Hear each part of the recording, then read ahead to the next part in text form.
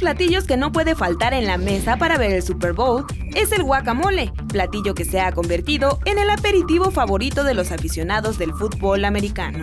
Ya sea en casa o en algún restaurante, el tradicional molcajete donde se prepara este delicioso manjar se hará presente. Para el Super Bowl 54 ya nosotros estamos completamente preparados.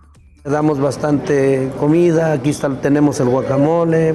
Los clientes vienen y lo primero que empiezan a comer pues son las tostadas, el guacamole, el requesón y pues de ahí ya viene lo demás. México es el principal exportador de aguacate hacia Estados Unidos. De acuerdo con la Secretaría de Desarrollo Rural y Agroalimentario de Michoacán, para este evento deportivo se exportaron aproximadamente 140,000 toneladas del llamado oro verde, lo que representa una derrama económica para la industria aguacatera para Michoacán y México de 5,000 millones de pesos aproximadamente.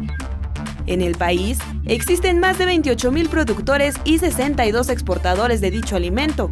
Michoacán abarca el 76% de la producción nacional de aguacate. De acuerdo con estimaciones de la Asociación de Productores y Empacadores Exportadores de Aguacate de Michoacán, de México sale cada 6 minutos un camión lleno de aguacate hacia Estados Unidos. Con imágenes de Liber Rodríguez, Iraís Morquecho, 21 Noticias.